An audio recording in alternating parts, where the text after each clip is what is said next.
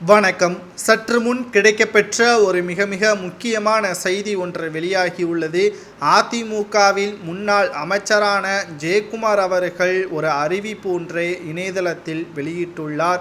எடப்பாடியால் தான் நாங்கள் 2024 மக்களவைத் தேர்தலில் தோல்வி அடைந்தோம் என்றும் சரியான முன்னறிவிப்புகள் அதிமுகவின் தொண்டர்களிடம் தெரிவிக்கவில்லை.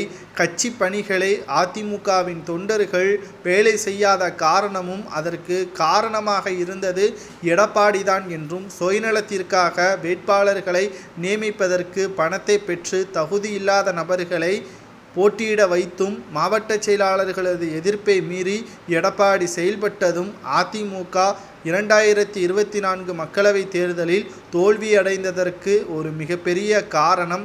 2026 சட்டமன்ற தேர்தலிலும் இதே நிலைமைதான் நீடிக்கும். உட்கட்சியில் பல மோதல்கள் நடந்து வருவதாகவும், மாஜி அமைச்சர்களுக்குள்ளே பல பிரச்சனைகள் இருப்பதாகவும், பணத்தால் அனைத்தையும் சரிகட்டி விடலாம் என்று எடப்பாடி நினைத்து கொண்டிருக்கிறார். ஆனால் அவர்களை மீறி தொண்டர்கள்தான் அதிமுகவின் பக்கபலம் என்பதை எடப்பாடி நினைத்து கொள்ளவில்லை. 2026 எதிர்க்கட்சி அந்தஸ்தை கூட அதிமுக இழக்க நேரிடும். புதிய மாற்றம் 2026 சட்டமன்ற தேர்தலில் வரும் என்பதையும் ஜெயக்குமார் அவர்கள் கூறியுள்ளார். இது வராமல் இருப்பதற்கு அதிமுக ஒன்றிணைய வேண்டும்.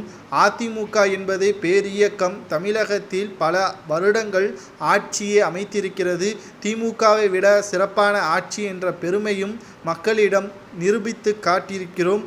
அதை மீண்டும் ஒரு முறை நிரூபிக்க வேண்டும் என்றால் ஒற்றுமை என்ற ஆயுதம் மட்டும்தான் எடப்பாடியை வீழ்த்த முடியும். எடப்பாடி ஒன்று அனைவரையும் இணைக்க வேண்டும், இல்லை என்றால் அதிமுகவில் இருந்து விலக வேண்டும் என்பதை திடீரென்று அந்தர்பல்டி எடப்பாடி பழனிசாமி அவர்களுக்கு எதிராக அடித்திருக்கிறார். எடப்பாடியின் ஆதரவாளராக இருந்த எடப்பாடி பழனிசாமி அவர்களது விசுவாசியாக இருந்த ஜெயக்குமார் அவர்கள் தற்பொழுது திடீரென்று அந்தர்பல்டி அடிப்பதற்கு காரணம் என்ன? தனது மகன் மக்களவைத் தேர்தலில் தோல்வியடைந்தது போல் மீண்டும் 2026 சட்டமன்ற தேர்தலிலும் இரண்டாவது முறை தோல்வி அடைந்துவிடக்கூடாது என்பதுதான் இதற்கு காரணமாக இருக்கலாம் என்ற தகவலும் வெளியாகியுள்ளது.